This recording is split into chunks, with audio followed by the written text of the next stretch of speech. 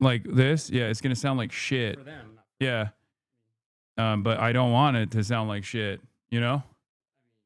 I mean, I can do it like And they this. need to be called out very plain Yeah. and very simply. Okay?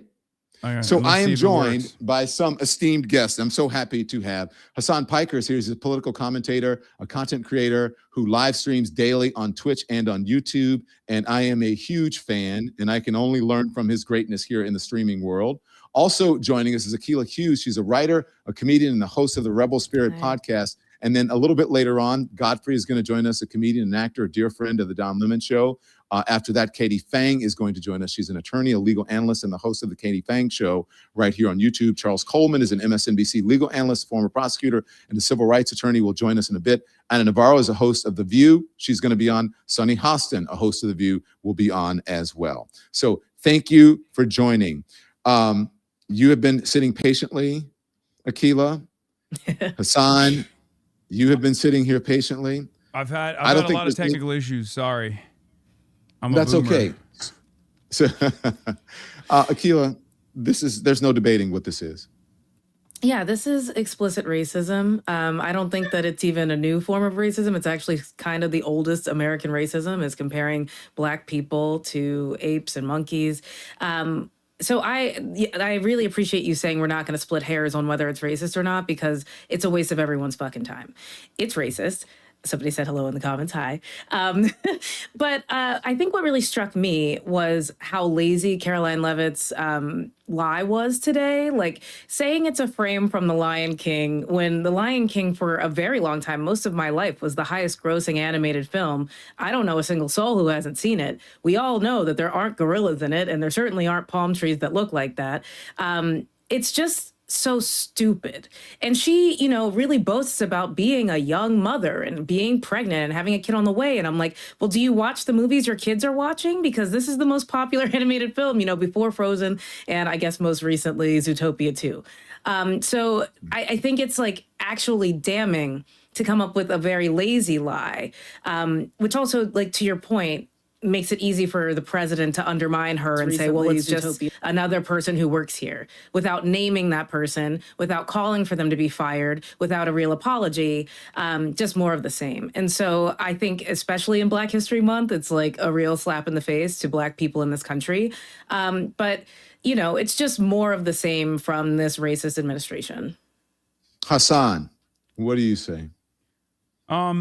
I mean, I think as the white guy on the panel, it's probably not my place to say this, but I have this theory of permissible racism, that the broad majorities of white people who might share racialized animus might consider to be like somewhat permissible, because anti-blackness is baked into every orifice of American society, and there are a couple things that you can't touch, right? There's a couple of things that when you do it, even other racist white people will go, ooh, that's a little bit too much for me. And I feel like obviously the classic example of this is perhaps best demonstrated by Lee Atwater, famous Republican strategist Lee Atwater, that said you can't say the N-word anymore after the civil rights movement. So you like find different ways of analogizing the N-word by attacking Black people from the point of welfare, claiming that Black people are welfare queens, things like that Ronald Reagan did.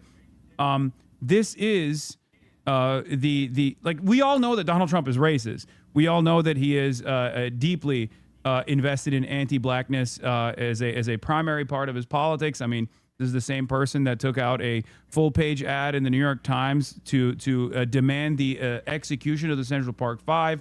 This is a person whose family was prosecuted by the federal government for refusing to rent out their properties to Black people. So we already knew this, and yet the Republicans are acting as though they're shocked now because he has finally touched on this like untouchable position where he is depicting Barack and Michelle Obama as apes. Is completely unacceptable. But I think it should maybe hopefully serve as a wake-up call for a lot of Americans who are still questioning whether or not he's racist. But I think at this point we all know, like, I mean, he is. I mean, he's been calling, he ran and campaigned on saying that Haitians were eating cats and dogs, which I thought would have been a turning point or a wake up call for many Americans to go, wait a minute, you're talking about a bunch of black immigrants that have temporary protected status that you gave them, actually, living in Springfield, Ohio, boosting the economy of Springfield, Ohio, and you're just saying that they're eating, you're using incredibly racialized narratives about black people in that regard. You've said Somalis are a parasitic force that must be forcibly excised from the country, even though 95% of Somalis are American citizens. So there is no anti-immigrant advocacy there. There is no ICE action that is justified at all in that circumstance. These are all very clear demonstrations of anti-blackness that is, I think, foundational to the Republican Party's politics. And this is completely indefensible even by other racists.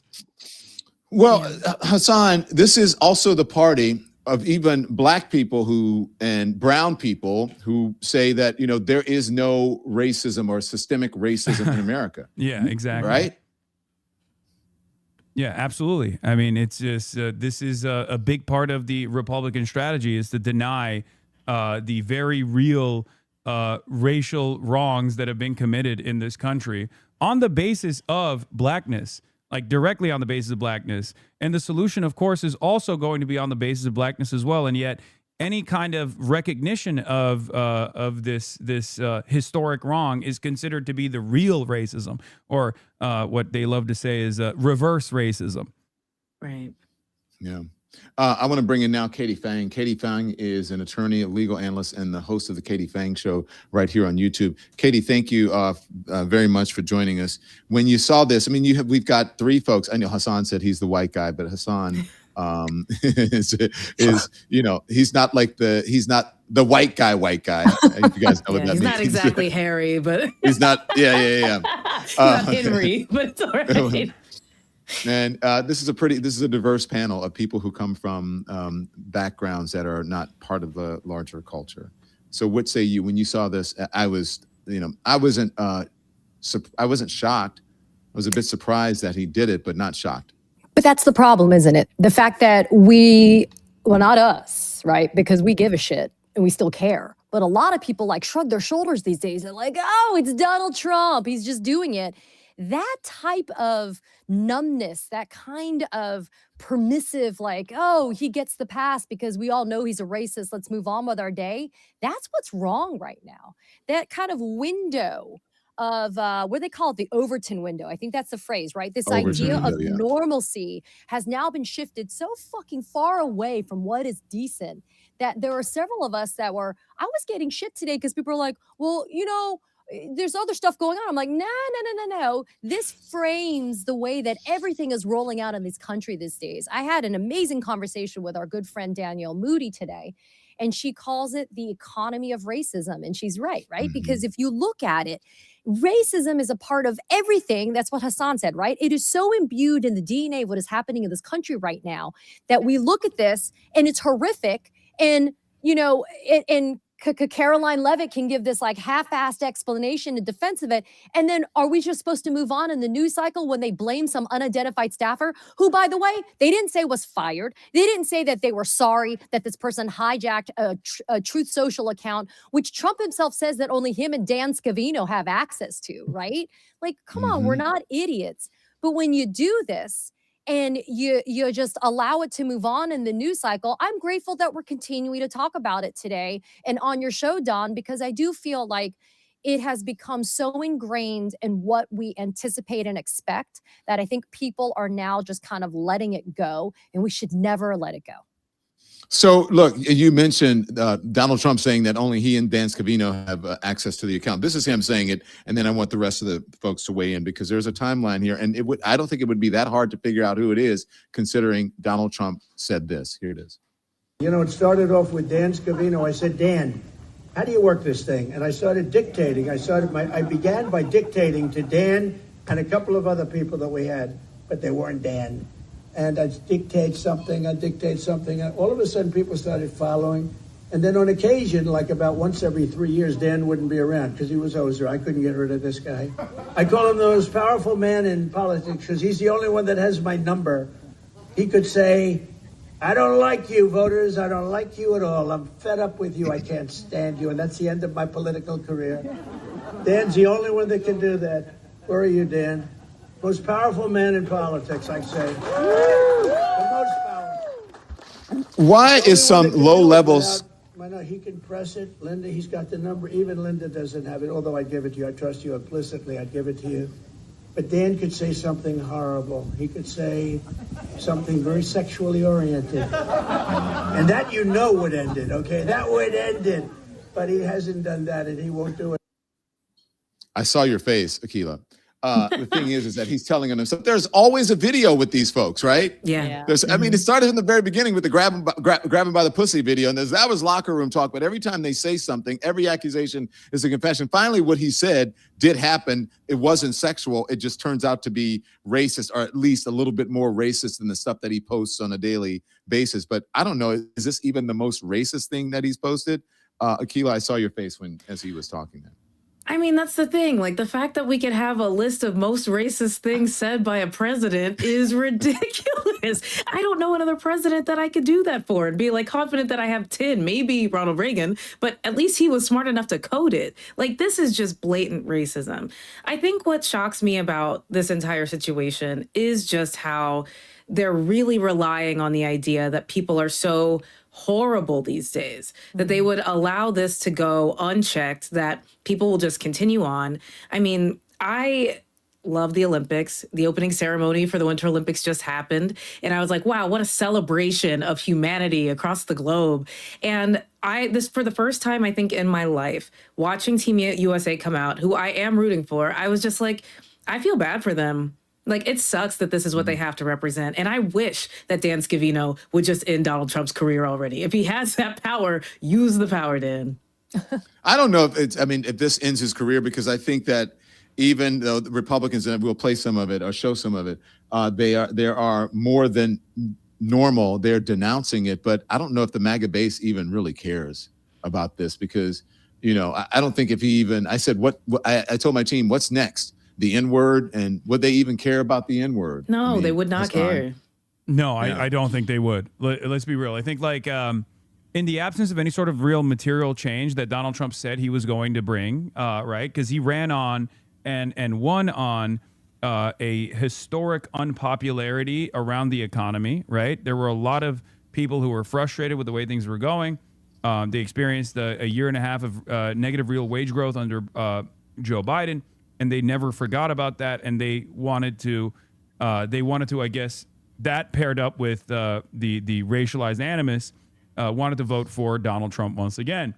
And now that he's not delivering on that agenda, the only thing he can do is weaponize ICE as a Gestapo force on blue cities, punish Democratic leadership all around the country in any way, shape, or form he can, and really beef up the white nativist anti-migrant strategy, and also engage in unvarnished, vulgar white supremacist sentiment like this. So there is an expectation from the base that he does this, but it's I guess the advantage here, or the silver lining here, if you can even find one, is that that base of support is diminishing. It's like around 20%, I would say, of the diehard ultra MAGA loyalists that want this, I like to call it vice signaling from the president, because they have nothing else to look forward to.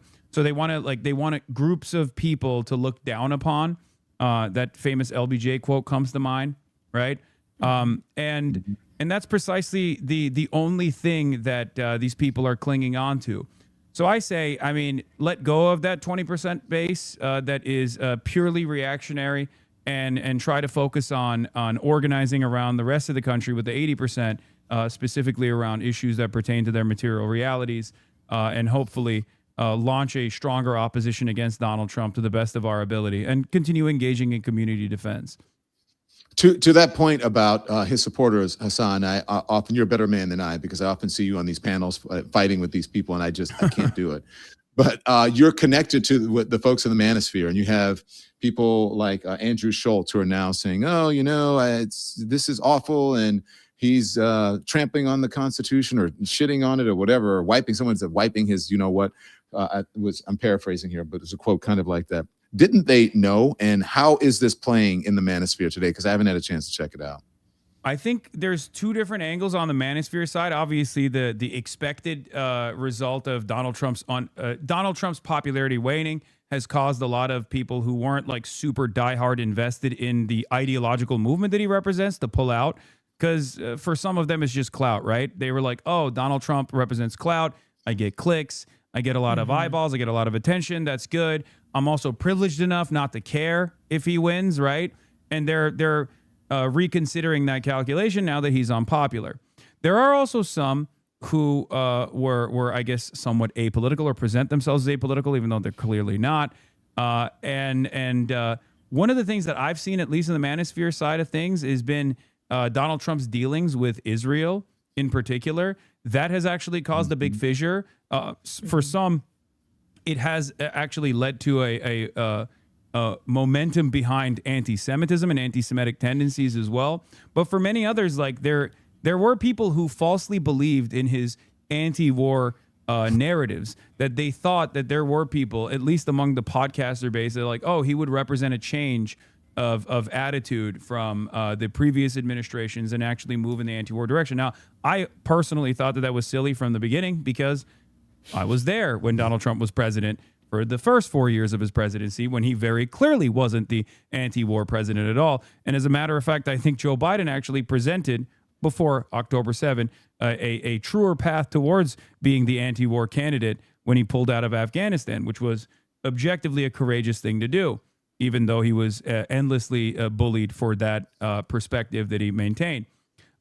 So do I think that this actually is like a real change in attitude? No, I think it's more reflective of the base actually moving away, the independents moving away, the people that took a shot in the dark at Donald Trump, who were privileged enough to believe that Donald Trump could represent this seismic shift in establishment politics, who very quickly recognized that he is not representing this change at all. People who thought maybe if he deports enough undocumented migrants, the criminal undocumented migrants as Donald Trump presented it, which was built around a lie to begin with, but that's a whole different story, that the economy would improve. Now that the economy is not improving, they're realizing, okay, well, this is same old business as usual politics, and also more chaotic than and at least the stability to a certain degree that the Democrats offered. So they're recalculating, and I think the podcasters are responding to that change in attitude from the base of support. Yeah, I'm just wondering, have we heard anything from the Obamas? I don't think the Obamas have responded to this, and I don't think the Clintons or anybody else has responded to this. But Democratic leadership now, they're responding. Now, I want to play this. Let me just play it, and then we'll see. This is the minority leader, Hakeem Jeffries. This disgusting video posted by the so-called president was done intentionally. Donald Trump and his vile, racist, and malignant behavior. This guy is an unhinged bottom feeder. President Obama and Michelle Obama are brilliant, caring, and patriotic Americans. They represent the best of this country. It's time for John Thune, Mike Johnson, and Republicans to denounce this serial fraudster who's sitting at 1600 Pennsylvania Avenue pretending to be the president of the United States. All right, there you go. I know you guys want to weigh in. But first we're going to get a word from our sponsors. And first up, everybody's going to get in, but Hasan really had a reaction there. So stand by. Thank you so much to our sponsors. Back now to the panel. Hakeem Jeffries out here dropping F-bombs. The biggest reaction from that was Hasan Piker. Hasan, you first, and then the rest of the group. I've been yapping too much. I think the lemon heads have heard too much from me. But I'll just say, look, I want Hakeem Jeffries to fight back against Donald Trump. Hopefully this will be a pivotal point in what I would rank as somewhat weaker leadership role that Hakeem Jeffries has taken on in the oppositional framework that he's supposed to be advancing. So this hopefully this lights a little bit more fire under him, and he leans into the momentum that's coming from the base of the Democratic Party, where a lot of Democratic Party voters want Hakeem Jeffries and Chuck Schumer to fight back in more aggressive ways. Yeah, I believe that the momentum, as you say, and that the energy and the folks who are animated on the progressive side of the party, and they need to wake up and recognize that. Akilah, what do you say? I mean, hey, Hakeem Jeffries, I don't think I've ever heard the man say a curse word. I know. I mean, I'm kind of excited that fuck Donald Trump is the moderate position now. Like, if we can move the Overton window in that direction, that's pretty good. But I will also say, like, there's just something so polished about, the representatives from the DNC and the hands and the gestures that it feels to like he's still delivering the speech. So I don't know In that a this jacket, plays in a park. Yes, right, in a park, which feels like he just got out of a car to get it, and he's going to get back in the car. But so that's the thing. It's like I guess like for the people it's supposed to play to, who are probably his donors, I'm glad that he actually said something that's worthwhile to me. I just think that like the internet is so far beyond that delivery method that it's like, okay, well, he did his thing and we'll take it from here. We're on the Don Lemon show. I'll say it. Fuck Donald Trump. He's a racist. Katie Fang, stand by. I just want to bring someone in. Anna Navarro is here. Anna Navarro is a host of The View and a co-host of The View and one of my dearest friends in the whole world. Anna, thank you so much for joining us. Give 2 seconds. I just want Katie to weigh in on the F-bomb, and then we're going to get Anna in. I like where we were, Don. I don't even want to. I can end it with. Okay. Wait, I did not hear that. Are you muted? What did you say? Am I muted? It would be the first time in my life I'm muted. Am I muted? No, I think you need to get closer to the microphone, but go ahead. I said that I loved where this thing was ending. I don't think I need to do anything else. I can just sit here and hear Akilah go say this over and over again. Yeah. So I'm grateful for the passion. It seemed a little bit forced, to Akilah's point. What I would have loved to have heard, though, was a little bit less outrage about the racism and a little bit matching outrage about the lies that were a part of the bigger post. I mean, coming on the heels of them raiding Fulton County last week, coming on the heels of Steve Bannon and Caroline Leavitt saying, expect ICE at the polls in November. The fact that the video was being used to let people think that 2020 was a stolen election and that there's something defective about our voting machines is a real problem. And so in some ways, it was a pretty smart delivery vehicle for Donald Trump. A lot of people will go and watch that video. They'll see the bullshit and lies and the conspiracy about a stolen election and about machines that have been hijacked to give the election to Joe Biden in 2020. And then they'll also get their rocks off by watching a racist clip. So in some way, maybe this was a part of a bigger scheme and a plan to be able to satisfy and throw red meat to this base. But Don, they probably should kind of walk and chew gum at the same time, deal with the racism, which we all expect from Donald Trump, but also say, don't believe the lies that are coming about the stolen election. Yeah. Charles, I'm just told by my team that you've been in the back in the green room for about 10 minutes. I'm so sorry. I didn't know you were in the green room. Charles Coleman is joining us as MSNBC legal analyst and the former prosecutor and the civil rights attorney. Charles, you have been listening to this, and I don't know if you saw Hakeem Jeffries, but overall, you can talk about that or what you thought when you saw this horrific meme come out and their excuses about it, which make no sense.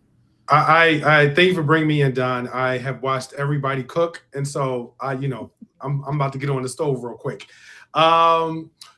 First things first. I think everyone can agree that it literally does not matter that this was deleted, and so if anyone is combated with that, like, oh well, he deleted it, it does not matter, because the one thing, despite Caroline Leavitt's attempt to first blame another staffer and then to first sort of downplay the notion of it and saying that he's king of the jungle, and then second, to blame a staffer.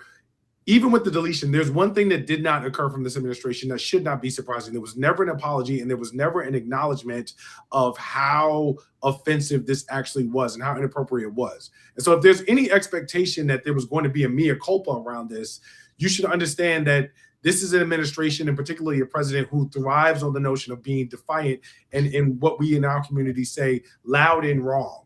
Like and so we have not seen an apology, and keep that in mind. So the fact that it was deleted means absolutely nothing, because it shouldn't have been there in the first place.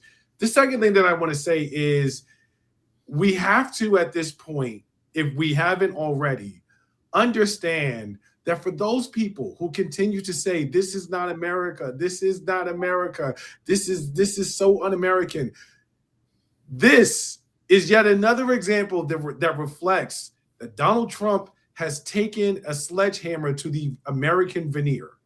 The veneer that has allowed so many people to turn a blind eye and maintain the lie or the notion that this is not America. This is exactly the America that we have been telling people exists and has existed since 1776. So as we're in our 250th year, having a great time in Magaland, understand that this is very much so part and parcel of America, and that this is not America because Donald Trump is the president. Donald Trump is the president because this is America. Mm-hmm. And I think people need to understand the correlation to that as we continue to unravel this. And as far as what Donald Trump did, obviously it's abhorrent. Obviously it's an aberration. Obviously it's offensive. But the key is our reaction. Hakeem Jeffries, I heard you. He's literally my congressman.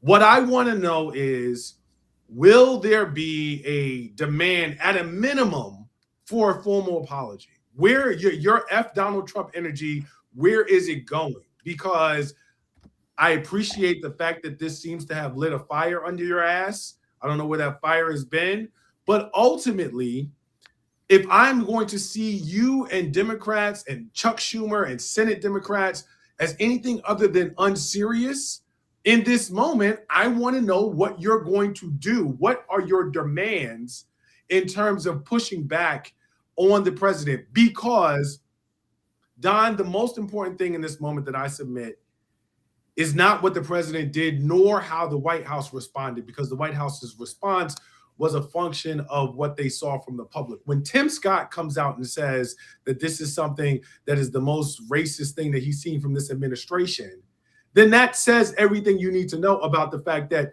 this administration understood I really missed the mark on this in terms of my supporters backing me up. And so the deletion has nothing to do here in terms of the level of importance. It is truly the unrelenting response that must come from the public, because anything less normalizes this in a way that gives license not to Donald Trump, but to all of his acolytes and sycophants out there who would otherwise seek permission to further denigrate Black people and people in America who are not like them. And that's why the response in this moment is of paramount importance, and it must be unrelenting. Anna? So most of the headlines say that it was deleted because of the backlash. And that might be part of it. And if it's backlash, it's a backlash from Republicans. I don't think he cares what Hakeem Jeffries, what you say, what anybody says, other than some Republicans. So the fact that Tim Scott, who's been with him through a lot, is speaking out. The fact that Roger Wicker, okay, I mean, that was not on my bingo card, calling out racism. But let's remember, Mississippi has almost 40% Black population. But I think there's something else going on here, because let's remember, this is an administration who won't apologize or delete tweets and truths calling Renee Good and Alex Pretty white domestic terrorists and assassins and what have you. I think the reason, or one of the reasons, the primary reason he took it down is because he was supposed to have a really good press day today. They were supposed to come out with Trump RX. Anything that has the name Trump, he's always real big on, right? And we were supposed to all be happy with Trump today because we were going to be able to get our weight loss shots for $500 instead of $1,200. And nobody's talking about that because everybody was so shocked by that meme and what we saw. I'll tell you what offends me the most about that meme. Everything is pretty horrible. Seeing, J.B. Pritzker portrayed as an elephant and the Obamas and all that. But that lion that Donald Trump says he is looking pretty healthy. If it's going to be Donald Trump, the lion, that lion should have bruises on his paws, should have swollen fat ankles, and should be looking like it could hardly stand up on its four legs. Why don't you say how you really feel? So you mentioned Roger. I mean, Go ahead. I don't even. Frankly, the thing that's most surprising to me is that they took it down, and that some people have spoken up against them. And I wonder if it's because I think January in Minneapolis has been such a turning point. The thing that gave me the most hope that I heard today wasn't Tim Scott, wasn't Roger Wicker, wasn't Hakeem Jeffries. It was the regular voter who voted for Trump, who called into C-SPAN and said, this that I just saw today is racist shit. Yeah. And look, we all know that we could sit here the full hour of your show and go through racist shit Donald Trump has done. Starting back in the 70s with the housing lawsuit, the lawsuit from the housing department, the exonerated 5 calling for the death penalty for the Central Park 5, Obama birther scandal. I mean, just this week, okay? Do you know what level of racist you have to be to promote Kid Rock over Bad Bunny? I mean, you know the level of racist you gotta be to pretend that Kid Rock can actually be alternative programming to Bad Bunny. I mean, you know, so there's been so many examples of racism, bad hombres, Mexicans are criminals and rapists. I mean, over and over and over again, and they've just refused to see it. So the fact that it's like, you know, that moment in the Bible where the scales are coming off of Paul's eyes. It is Paul, right? I'm getting my Bible reference right. It's like, okay, maybe there is something to this, and maybe something has changed where people are seeing the lies by this government when they try to label somebody a domestic terrorist that we have all seen getting murdered. Maybe something has snapped. Maybe something has changed. Certainly not on the strongest of his base, but on enough people that is going to make a difference in the upcoming elections. Let's go through this because you mentioned Tim Scott's tweet. Tim Scott put out this tweet that we'll put back up. Tim Scott saying, praying it was fake because it's the most racist thing that I've seen out of the White House. The president should remove it. That was earlier. Susan Collins responded to him by saying, Tim is right. That was appalling. Okay, that was very strong, Susan Collins, whatever. A strongly worded note. They're cucks. They're all cucks, especially Tim Scott, too. Like, when he says this is the most racist thing he's seen out of this White House, like, yes, there's truth to this because it's like, it leaves no room for doubt what he is doing. But like I repeatedly said, I mean, he campaigned on saying Haitians were eating cats and dogs. J.D. Vance went on national television and said, sometimes you have to lie about things to get people to pay attention. Like, I think right now is an opportunity to organize, to utilize the anger and the resentment that a lot of people feel on the ground, and realize that if nobody else has us, we have one another's backs. And Don, you were on the ground in Minneapolis. I'm sure you saw that momentum. This is not just a base of support amongst the activists of the Democratic Party. That's one of the things that I have seen, at least in all of my protest coverage, that there is a unified front that is building right now that is even expressing their discontent with the Democrats that will not do the right thing and actually hold Trump to account and gum up the works of his fascist tyranny to the best of their ability. So I think, like, outside of, you know, the Susan Collins and the Tim Scotts expressing their discontent with Donald Trump on this moment and then going back to voting for his agenda every step of the way, I think that this is a real opportunity for, once again, to push back against this administration with our communities and organize at the basis of the community to make sure that we are still continuing to protect our neighbors if the administration tries to come back and do the same thing that they're continuing to do in Minneapolis right now. I also want to stress. Hang on one second. I want to ask you, do we have the thing that I asked Andy? Yes, we got it. So Hasan, I want to ask you something. I want to play this and then ask you about something that you just said. This is the call that that Anna mentioned just moments ago. I am a registered Republican. My dad was the president of American Pipeliners Association, so I came by it rather naturally. Voted for the president, supported him, but I really want to apologize. I mean, I'm looking at this awful picture of the Obamas. What an embarrassment to our country. All this man does is tell lies. He is not worthy of the presidency. He takes bribes blatantly, and now he's being a racist blatantly. They were supposed to deport the dangerous criminals. They were not supposed to go after small children, storm schools, bring terror upon, the little kids and the women and children, not just the immigrants in the school. All the children are scared. This is not a decent man. This is not an honest man. He openly takes bribes.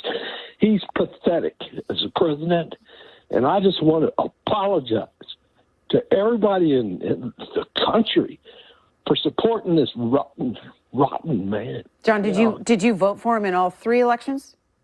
I did. I was sucked into the stupidity of creating jobs, and there are no more jobs in New Mexico. Things are worse than they were before. You cannot find a primary care physician. Our governor just passed some laws to try to help.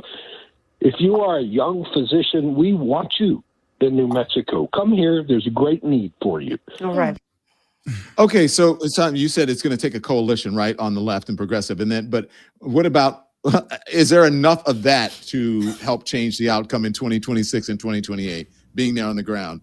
Look, all I'm going to say is this, okay? A lot of blue ticket, straight ticket Democrat voters have, in my opinion, radicalized in these last couple of months, which is a good thing overall, because they are demanding more from their representatives on the Democratic Party front. I apologize if you guys are hearing my phone ringing in the hotel room that I'm in currently.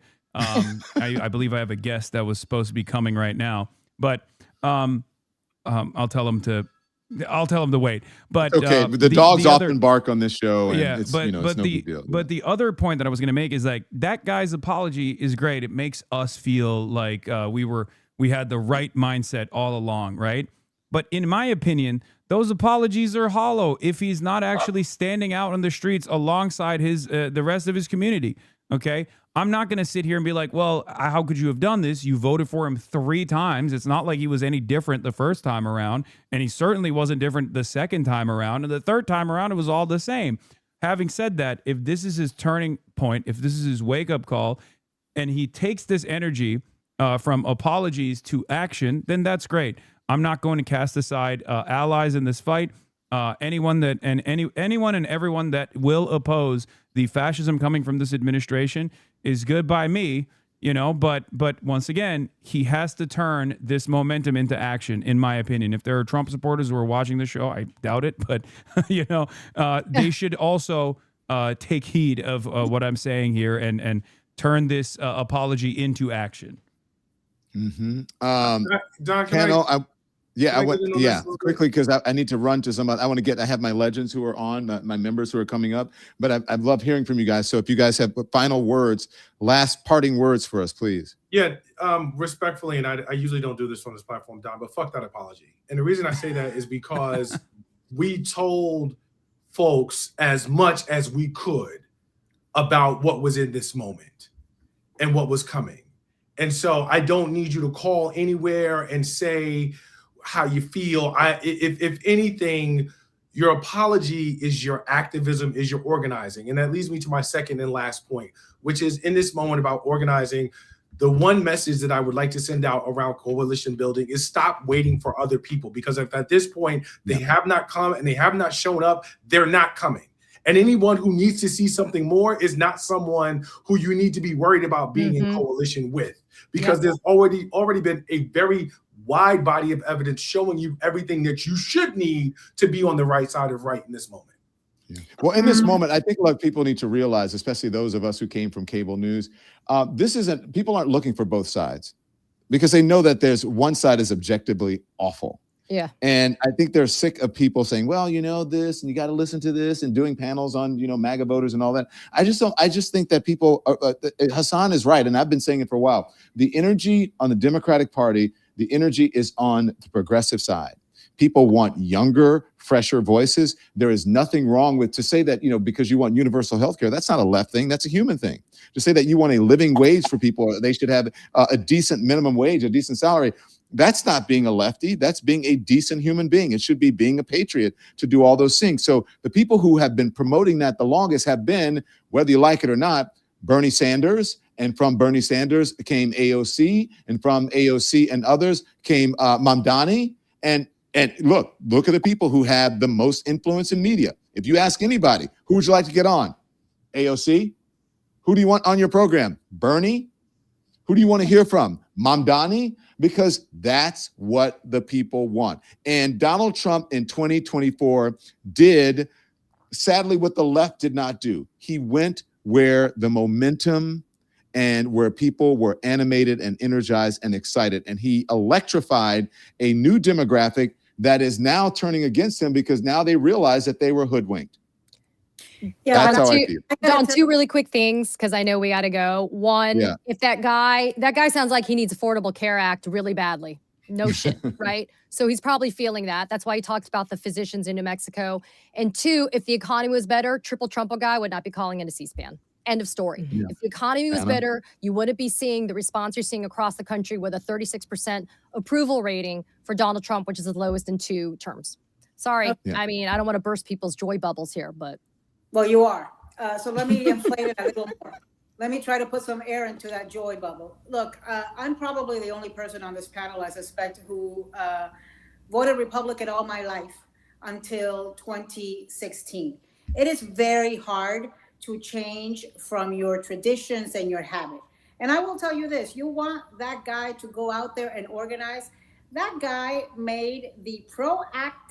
took the proactive step of picking up a phone and calling into a C-SPAN show and has now given a testimony that has been amplified a lot on social media, on cable channels, on this show, and on many other platforms. And so I think we need to invite people. We need these people to vote with us this November. So instead of telling them all, fuck you all, you voted for him 3 times, it's nothing you can do and say now is good enough. I think we need to say, come back, come in. The water is warm, and let's be allies until at least until November 8th.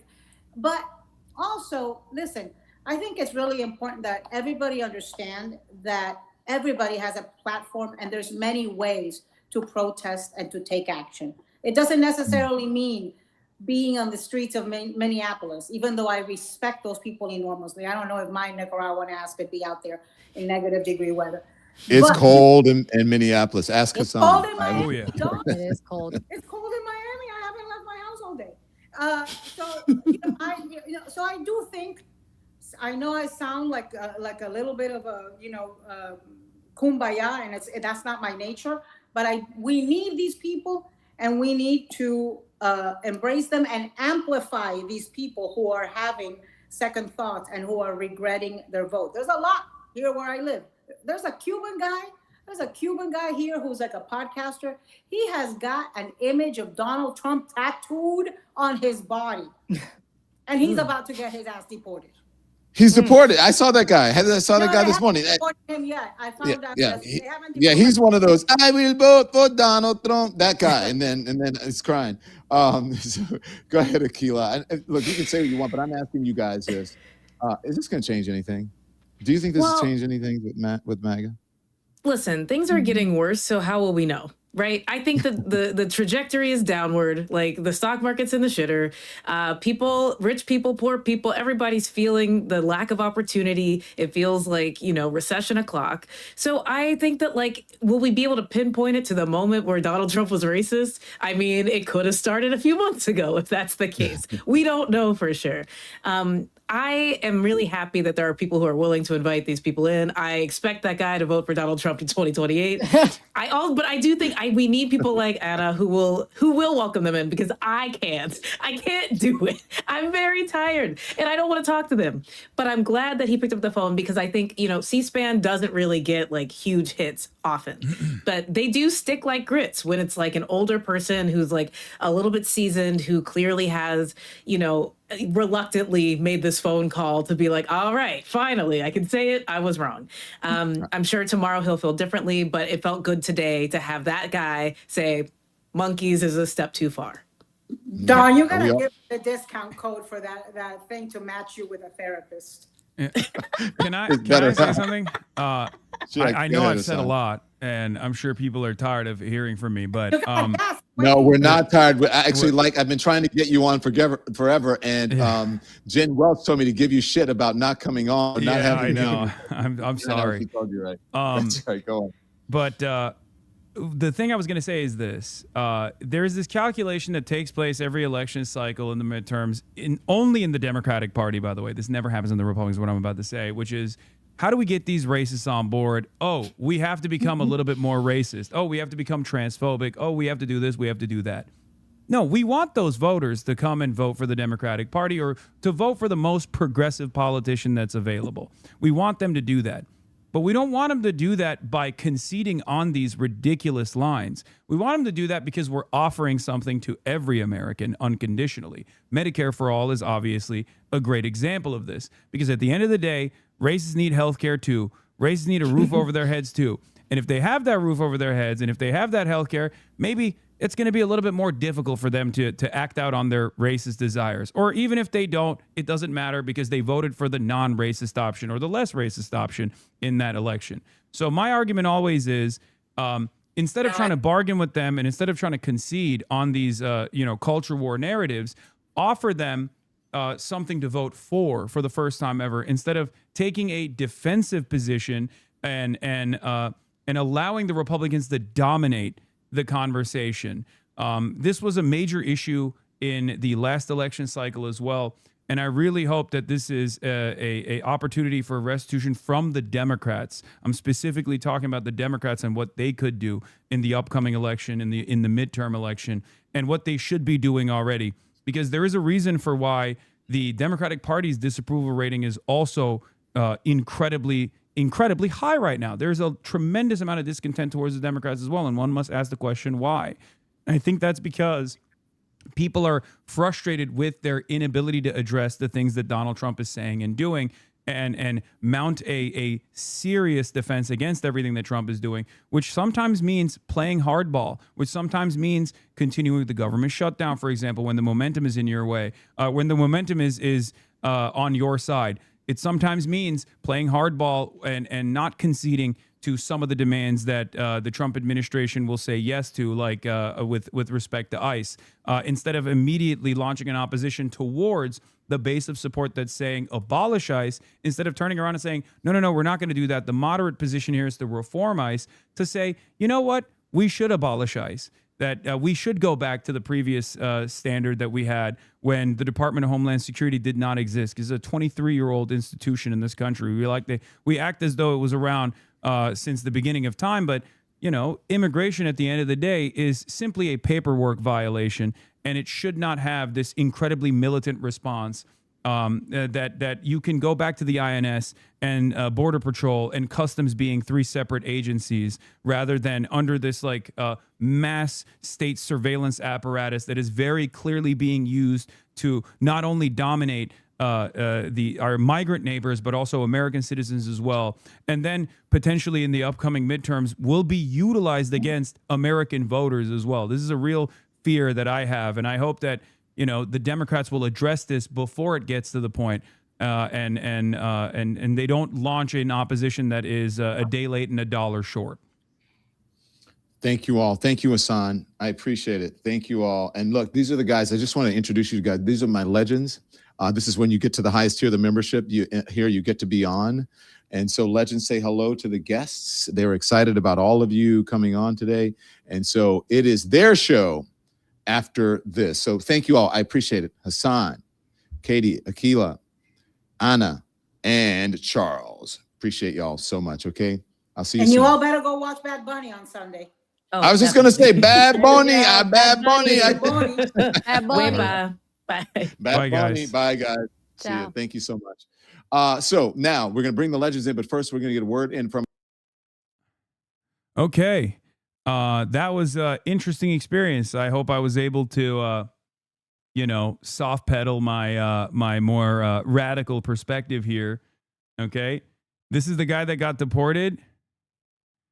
Yeah, the yo voy a votar por Donald Trump guy, right?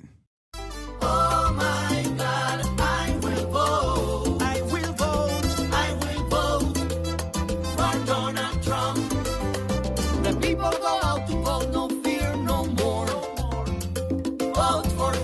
Yeah, me. I'm the guy who got deported. All right, hold on. I gotta pee. Can someone send me the playlist link one more time? I gotta pee real quick, and I gotta bring up Noah and Brendan of the Blowback podcast because they've been waiting downstairs.